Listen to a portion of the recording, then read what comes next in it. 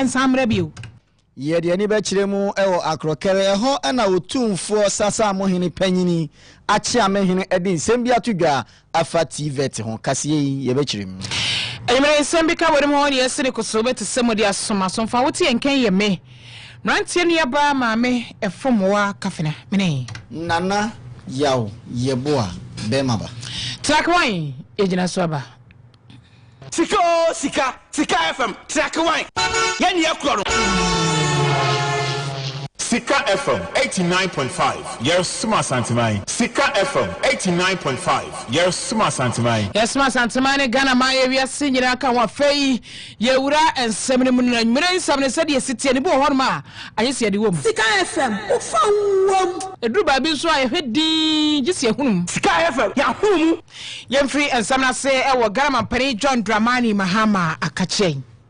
Mampani John Dramani Mahama anopaya na waye adwumadie soronko fefefe ni nyina eye ka muntumrum amon kas makoma kwaduanan ya wakoto a wode magana posifo ene opa hontuma woje mu ede he wonom ensa wache se bra no wo ban na china na obapritumi bi mu ka kire Ghana forces sabu de tumi ni mamia mehwe muso ye ni mabom ho ban esansese e poman puntuo ni nchikire o man yeye na sane manfo eni bamba sampunto ni ehwe nyina nyade e beba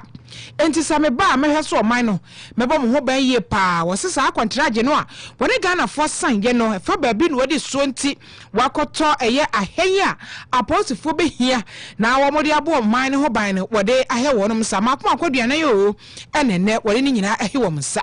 Enumu no oche se yenam konfa kura so ane ye frɛ mu bia mu osikai momra na mu ne ye meridwo Ghana de hadwo na momfa musika mebiebie nnwuma e wo hanom se wo chese se bambo enya nna so a enya de wo bia baje enso so oba ene yen aba bedidwa e wo ha ni nyina ka ho bi afei utu fie utu krom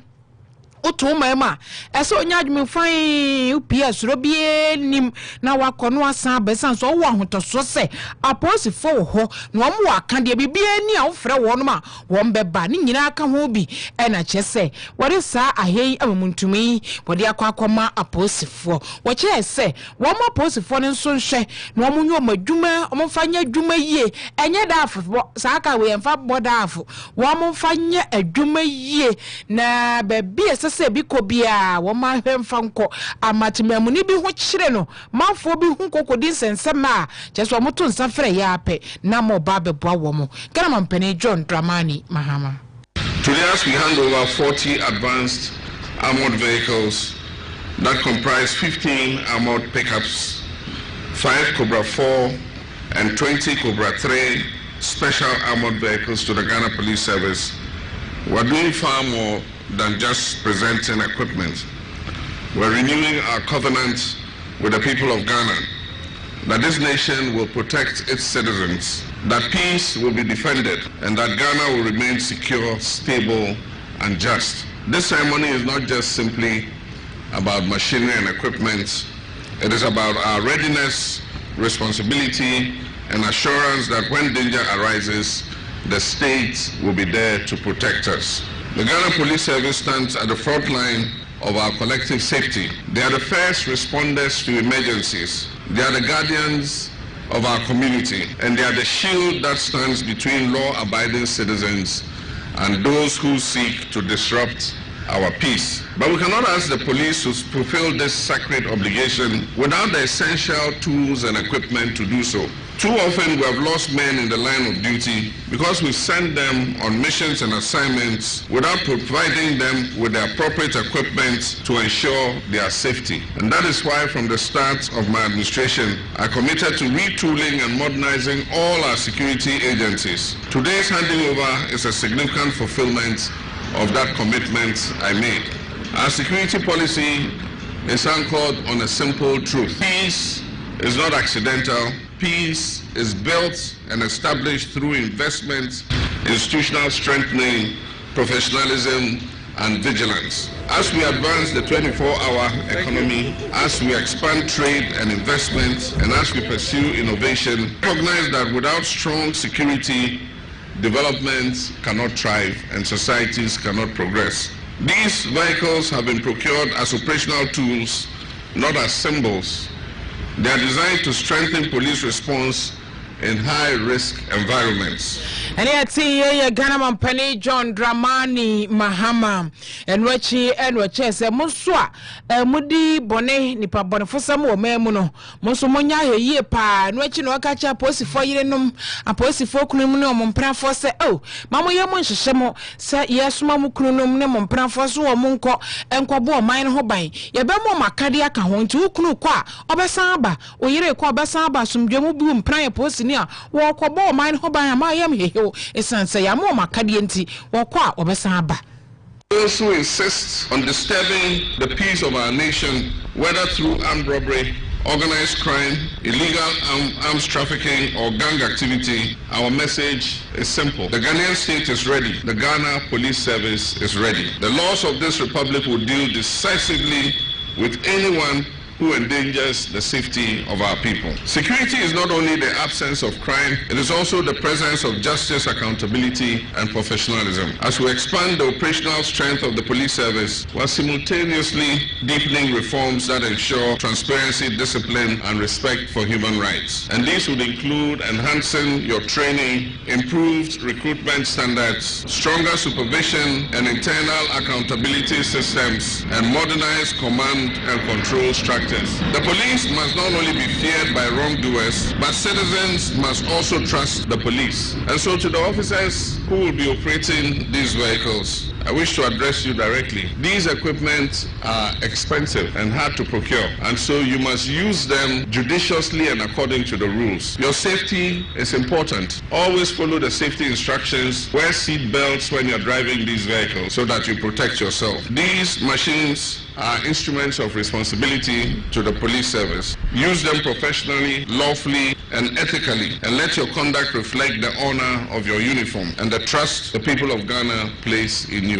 I salute the courageous men and women of the Ghana service, those who patrol our streets at night, those who rush towards danger when all of us are running away, and those who stand guard over us while we enjoy a good night's sleep. Your sacrifices are seen. Your service is valued. To your families who carry the emotional burden of your duty, we say the state is committed to improving officer safety and reducing operational risks. We will make sure your husbands or your wives come back home in good health and safe whenever they go on missions. These vehicles will be strategically deployed nationwide based on intelligence and risk assessments, and their deployment will be supported by upgraded communications equipment, faster response mechanisms, and coordinated intelligence sharing across security agencies. Ghana Mampani John Dramani Mahama niye mafo booming behind the scene. Some of them pressure. Born Mamu, Omukaram, Pranum, Yami, Womo. Easy. We know, Anna, my yes, one for me chair, if you bamboo swap for Interior Minister, as one summer Shebedjani, Honorable Mutakabu Barak, when also Kasa watch yes, when you know Mampani yesterday, Baya, Ghana for because when you GDA, I will post it, Edumakunimu. All of us, citizens and institutions working hand in hand. Your Excellency, distinguished guests, ladies and gentlemen, today is a reaffirmation of our national confidence. Confidence that Ghana will continue to rise above threats. Confidence that our institutions grow stronger each year. Confidence that our security services are being empowered to protect our future. And confidence that this ministry, under your leadership, Your Excellency, will never relent its duty to safeguard every Ghanaian life. Let these 40 armored vehicles stand as a symbol of our commitment, a symbol of our readiness, a symbol of unity, a symbol of a nation determined to protect its peace, its people, and its progress. May God bless the Ghana Police, may God bless our security services, and may God continue to bless our homeland Ghana. Thank you very much. Interior Minister Aswasem Rashe Bojani Honorable Mutaka Mubarak. Owie ya Jumadi Krono ase na posi sahene eja tete Christian Yohonu enso editu dwase. Nansen eyen sakraye abefo kwan so a omoye nsakraye wo kwan a omofa so a omunya wo nsem efritimamufu ho no aboa papa utimu se mprempre ya ide omo asesa kwan omo fa so a omo gensem ene ekrono no esie hene ekwan bi omo fa so omo nsa beka nia odi se adwuma no ensem efa ne ho eye baabi a wote baabi a woda ene waku obi wo hyeto krom se dian abafu kwan so omo fa so ahwe wakira kwan aba ba chew o kire ma sansakraye ya oye aboa makrono ene awudie eso ate ewo omanim enti omuguso a yensakraye no omuhwe animu se ensakraye papa beba ama omatimi acheche nkrofo a omudi dwirim ketase hye krono ene awudie nyina yenko tie posi sign. In addition to several robbery attempts that have been foiled through sustained intelligence operations, we have successfully arrested suspects who operated under the illusion that they could get away with crime. Suspects behind the rural bank robberies, the robbery of Radiance filling station robbery at Infasatia, attacks on mobile vendors, the wire and bullet serial murders, vehicle theft syndicates, fake online food delivery platforms, just to mention a few. In all these cases, our response was decisive and effective, and all these suspects are currently before the court. Ejata tamana so anu ochirem se ene wo ya wo abefo ntentan fidie so na se u di dwirim u bu amanfo fa so o ya ho se wo restaurant enso bo chia kransi u kwan no u ye nuane je nkrofo sika mobile money na mo che wo mo o se fidie ya Ghana mampanyi di abai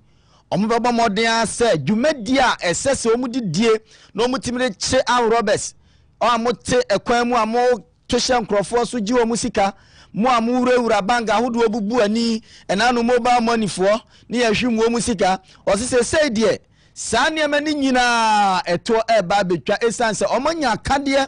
omonya mokas eni awroba eni ekonongu kwan mu ombeba esiremu kwan mu ombeba tebubu kwan yimu so omonam so ani so omonam so se munyina mu hweye ne mprempre ya ide omoba no ma betum so sa no behwe se ehyan aban de aba no odi bedi djuma ese ne fata no motim de sisa ne ma ni nyina ehun ekwan yenkutie no. These vehicles are going to completely change the face and dynamics of police operations. With these vehicles, we are going to launch very bold, robust, and targeted operations throughout the country. We will dismantle any existing criminal networks, most of whom have gone into hiding due to our intensified activities against them. Let me use this opportunity to send a strong word of caution to persons who have decided to disturb the security of this country. We are coming for you. You can run all you want and hide wherever you wish, but we will surely get you. Osi ubetimi adwane akwa kwhye wo wa motoam omobeba no maba betu ba bia obefa bia omobeba posisa hini Christian tete Yohonu Yanta kase abone so na mi free bombo ho nsemo na mabu awura enwomsua ho nsemo na fie die wasi so hwe ne bae na we go fakadam for no so hwe na fakadam ankasa we go magada we go fakada we go diabendem and so hwe no EMS no any afakadam afaka wo mo ankasa ama mafo kasa bi mo kura kwa dia kwhye free SHS si anka double track suku adane double track kwa benane kwa 1 month ya no aba betene fie ma akoma ko 3 month enoa ebise free SHS nya hwe na ya na ado abraso na free SHS ni atwam no oni ho na nkwada ni twaye no nya free SHS yasam ebise dabi afie de yemonsama wayekefo wo mo na aye vigilation no eno mo yire ne kete sa enchetoa enti na ama nkwada yi entimi andwi apoya ene yehu omutru na chankasa yehu sampa yankwada no mu nsua de ebi mu so de ahye se ade ya maba yentia akwada teacher ni akwada di nyampra na ba hena kira wo tro dete na de kokoma headmaster hwemu a madam se wa de oboni ba ku bie na teacher ni wo ba se adwuma we enti sa de ni a ye jaja nkwada no a se o ma fa teacher fo ne somfo mo nya hwe mu hwe no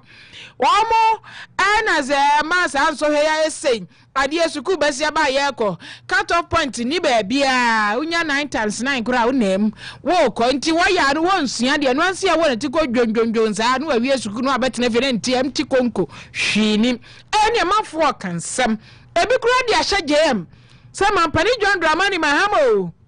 wo ba ye emfitiase suku no chai so mama ntoba entu amfa mo nya he basic no wo mo de abo mo bongalate kura kire wuduru senior high school utumi to abansa na abaya menani akọ mo nti je mba ye ya wayi nani foi e de ama basic school no enu nti ebi mu chese na je no obada be sese mo de we so ano enti so ye so e ba ye de manfo kansem bebre mampani John Dramani Mahama nie wo chese de abare nyese ye ndo ha no pa enti no waka kire nwomasuan so afọ miangasa me boyfriend o honorable high na address se omunye hwehwemu nsiasie se twan eba ne sei na aba ne sei ye afie ye nkoda yi wo mo atiti F9 ya doso F9 ya fakadam za no wonye hwehwemu ewo mu na mampani John Dramani Mahama edi nsemi to dwa wa bra na stem box wey initiative anasa hyehyɛ fra wo mode ekɔ schools no de won fitiase de no primary schools no mode kɔ honum na aboa de suane ade kyerɛ ɛna ɔde nsɛm to dwa no wɔkyɛ Ghana harum sɛ ye hwɛ nwoma suan fitiase no a ɛne ye gya no pa sabio mpraduasa keji no wo bɛkɔ efom honum na ɛsan ke nya professors kura no mo kyerɛ de hɔ no kɔnkɔfa kuro so a professors na kyerɛ de wɔ ase hɔ na nso ha no ɛnyɛ saa netie ya jeja niema no wo fom ho enti akwati se dan sie sa na nwoma suate sa se no foundation anye ya wo de abonsane sisu ebedwiri ya ja ya nwoma sua foundation eno ne abronsan ya dwiri o mampare John Dramani Mahama. The results for the last West African School Certificate examination, and as the Honorable Minister said, it has become an issue of great concern to governments, parents, and the public at large. I was speaking with the minister and I've asked them to do an analysis of the examiner's report to try and decipher what could have gone so disastrously wrong. It is mind-boggling that with the same teachers, the same factors in play, just from one batch to another, one batch, does so disastrously. And so we need to get to the bottom of it. But it also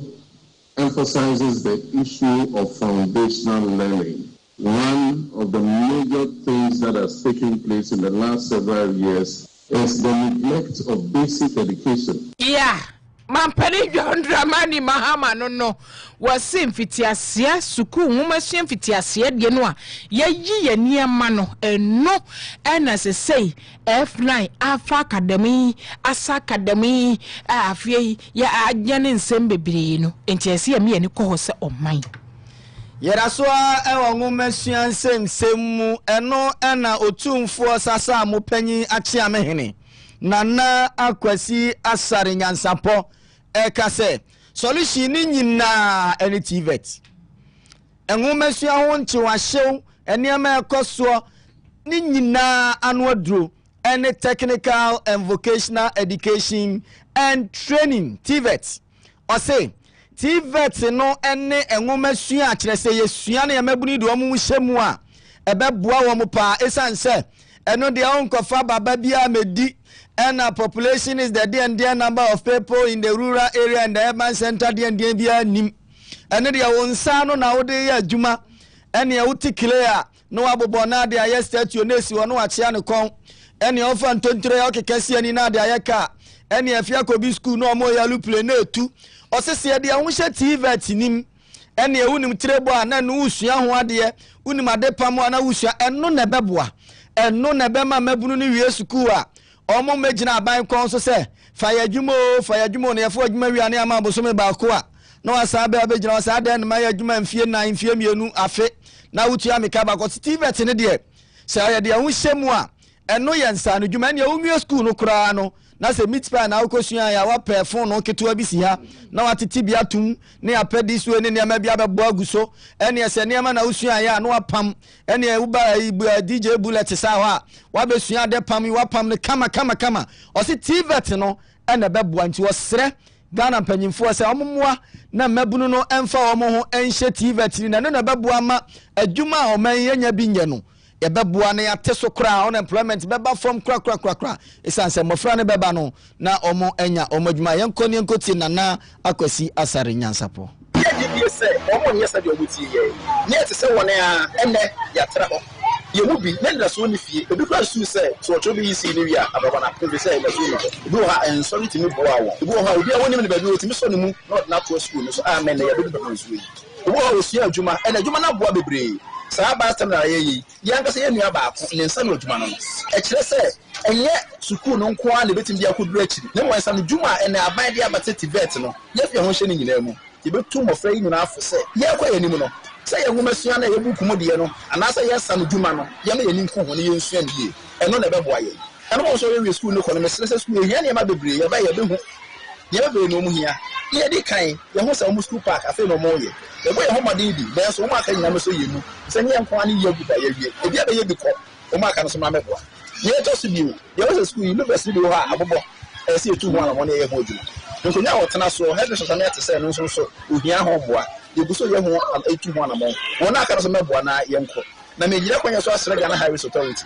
e kwa e be school ye ni mu se e hwese de ye gina ye moto ene ka e twemo ya e hu pa ye menkume nyanko anya adoma ye to kwahuru the special mayor boy come mayor speed ramp the first bump ni bi wo ha mayor so de be ya e be bo amankwala no security no etimi aye kama me sra ko kire man ene wona ho bi madan se me nyina so ma so school ni won bo fi se ye tie fuku na mbebre e ga se nya ye so mi bo e ma ne koso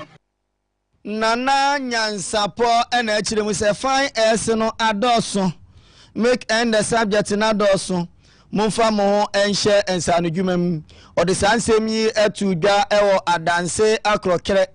emra na eye o student aba ye stay han fe na ode ama akrokere demonstration JHS eho owieye ena secretary ema 1995 year group nana Kwame Amuako enso etu mofra ne fo no okire mu se mofra no enti wo mo ho emfiri nubone ho emprewanyi senso omunyi wo mo ho mfiri ho krono ne nema ade no kra mo nkoka nhwempo ena nkampesa akofanyi nsan aba ene we ya no ahuri wo no afiri sukuu mu no akohye baabi ene obekọ no wo bọ no ano papa nana se mofra ni nyina munyi wo mo ho emfiri nubone ho ene emprewanyi nsan ho yanko ne yankoti nana Kwame Amuako Catch Ghana, Magna, say, into Bonnie, so Ben we all the drugs, look you know the bow. I just saw that thing. Say ye be and can you see John, Calvin can emphasize Kuma. But you're not doing what crying, young person, Bonnie and Sin, so it's an Yapon Isha, I can't about the say. Am I also improving you say the best strong? Post school you at the home. 23,000 class also be out there. Men patrol home and fight into a new saying, now no school and campaign. Fine, and say a banner the free cities about. When you say Prana, you won't walk to school, but and then just say a yastic. I was say, would dear and which say, the Quanian Massacre school. One job about so our waffle. And to the catch and no flower mobile say, I'm also na bibia woni mre emre na beso no amoma fa mema no ewo ho se nduya na mpro ho fa ho so meta wase ndeni here that dey second matter. Thank you very much. Secretary 1995 year group nana Kwame Amuako na si munyan eda ho mamo he wuwia ebefono munyere mo ho na munsua de anso ho headmistress ono ena oda akrokere demonstration school ano Mrs. Catherine Agin enso ene gina mu eje star se hyan ene niema wona wo mawie school ede baaye ena wo kire na ni sosem ede ekirom yentie Mrs. Catherine ya da o masse bebe in fact ya district yi mu Me ade me nya hu basic school bia mpo a enya bus shelter for the school. Nti mekanese omaya ade bebre na ye do ma sinfo bebre books 600 books body abeche school and also ade some bebre edema school ya and praying na benye bi ama so abanfa so nti onyame sho mo bebre problems no ye sha the be the bus stop bus shelter yes one etwema kasa etwemu no speed na no eto enti me best stress e be here speed runs na etimi at speed no so amayen abom no fani na oban e here modern toilet facility e we school bi mo e here ikonya say your classroom sa ana bobo fo you yensa ma adisiani abeche enso ayo ba e here computers the first one dey digima e we school. In fact, the best students are attending 1795 at the best of my day. Said the Ubimo so Eddie Kayabayan. Almost now, yeah, come on, George. I am not asking you to say, but the other could be Headmistress Yaoda and Crockery Training College demonstration JHS and no other Oliver Twist you or say Odasi Ebimre Bim. Metro Kasebone Sonoma National Coordinator at the District Road Improvement Program DRIP. Honorable Nilante Vanderpoy. Warina Eka Chirese was Rabin. Any PURC for say. Nkania ni nsuo ntumu ebufufura omodia ba ntumu fufura omodia ba omoche se opepombo sumi ya yebesimi de dikanwa womodeji eno Nila ntevanda pese monkonsambre bi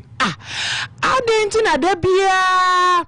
na production cost na hwani ni abetwere Ghana fotiri ho ni abetwere yetiri ho da bia ntomo Nila ntese da bi ebasa bema sebesebio obi a kapere moda ma so wo no kura mpo no wo bransa na one ne yire ne ma ne abusua didi no wo ya akronda bia na mo de bade aso na pampem onya ne ho twabere kura nkane yi wo koto a wonto na atare kura fui na adum ensuoi na chese biri beba na kakra Nila ntese da bi yentumi nkoso antoto nso buo mo point se de ye ne sa ebasa ba matememfo ho akire wo mo dodo hwe uyi ayi fa January ntumu no omode aba no a March pepepe bi basabo ne bosom miensa bi ade ne beto aso saa Nila ntevanda pese de bia be ya aban no ni pia so nyina wo mo nko no mo samra biem ntumu ndo so dodo. They must look at it because if for one quarter 9% adjustment 15% is extremely high. It's extremely high, and I think that we must look at it again. I think that even though they are autonomous, they are independent body, it's about citizens of this country, and I would be against any attempt by government to absorb, because those political decisions in the past have also hurt us, because it end up leaving us with legacy debts, because it ends up getting government to inject monies that is meant for other things to pay for this, and sometimes when government also absorb it, government doesn't pay, so these institutions accumulate debt. So I think rather, if we are going to accept that 9%, we should look at how we can break it down into maybe 3% over a period, so we can have it. But 9% just straight like that is a bit too high, and it's going to put a lot of stress on the ordinary Ghanaian, and I think that we must look at it again. And here, drip coordinator, Honorable Nilante Vanderpoy. Yanto akasiabane so na yamfe ani nchiremu Chief Justice Paul Bafoboni Asuyeye. Chief Justice Dinsembi atudwa chiremu a womu a wohwe se atentene ne ebekoso oman yi mu omajuma yefo judicial service workers nyina omasetena mu nye ochiremu a sedan ebi omobetena pa edijuma aboama oman Ghana afa ne ntuma pefra eba atentene ne mu a omajuma mu omasetena mu nya oso behwe ne yesi court no pe na magistrate baby obetena de ai judge dabre baby obedane baby obetena yesi ni fe nanso eya na oman ni wura fi se ura mu ewo court a enya judge nkoa na edijuma ewo ho obekọ na registrar ewo ho accountant wo ho clerk wo ho nia o chire brofuo ma batwi interpreter wo ho osi wo munyina kabom na ema court no etimi eye adwuma na we de odo oni be chire mu ewo ho no na judge te ba biye na registrar ko ne number bi akọ han dan obekọ na edan akọ han kura mpo na ni fiewura ewo asem wo court ho eba se be den wo matimi adi asem no se wo fiewura pa kwotomo na ya de aba court no ye wo fiewura na wo ye registrar na wo fa asem yi di akoma judge say on fa wo fiewura nkotum ahwe a wo pon adwuma wo nuru fie kura na ne ma na yi wo ne ma na gu abonten say wo so na ye interpreter na wo fiewura akọbọ kro no wo fiewura se won te brofo nti obeka ni twi na wo fiewura ka asem yi otwi a na wo a wo ti ni fie no wo se kire mbrofo ama ne ho abaye judge na hi o se we nyina kafua emma atentene ne adwuma no enkonkan kra o de sansemi atuja wa bra na omo annual general meeting ena wo kire mu se omo setena mu de nya na wo de wa ahwe asema me kan yi se fie wura pa edan woka no wa asem wo court ebe dan ena watimi ade asem no ama na yi nti wo sre se Ghana mpanyimfo nhwebi na omusisi court na omusisi adan na jisak ai adwumayefo nya ba bi ntena no munya ise omakon haidan ewa omo a temamufo ho na omu fiewurafo nso nsem nso esan wo court emwa kra osan ede nkranhyesem ema jisak fo se omaya ade pa se omakogye asase yantam ewo kodiabe shai Osudoku district omu besisi adan edi ama court adwumayefo na we di omo nkonko haidan ema fiewura nko tu omu yentie no. You are realized that in most cases when courts are built, they build the residence for the judge or the magistrates, forgetting that apart from the judge or magistrate, there are going to be more than 20 other persons working there. So you find registrars fourth class posted to areas where the council have access to accommodation. Yes. They live in houses owned invariably by persons who turn out to be litigants in their courts. And it becomes a very important, a very difficult situation. Yasha ni nsisi adan emfama court adwumayefo nyina justice bafuboni ene eniti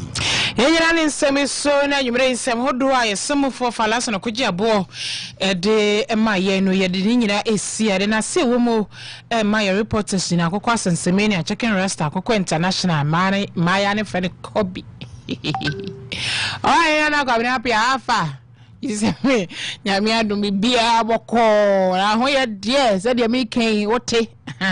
sa wote de me kana se de me ke sa wote buda wote wa hene obeti de me kana se to gro de anya he nje wa he baby obi echa ofatomi na fedija katia reporters ye newsroom madam se one powerful na boni na ma ya jonya akon na kwame fori aboaje sebofo falasa na koje abo wo ho technician enyumre CEO Bullet Fashion Center no DJ Bullet wona chinchin fumani nyina dia mai wono pama de ntida bia no apama he ni he fusu Bullet ade o ni nyu babro nya on person fa ho si forma Fabio Bullet o S5 echi ya just obetu twa gam angaza edia ma enyumra kenkan for ye me mrantie nua ba ma me efomwa kafena mene nana yaw yeboa bema ba te ekunafo no bronya ye no mu na edi na yemfasa akonya iso na yenka yetiefo papa bi ne ahwefo papa bi se bronya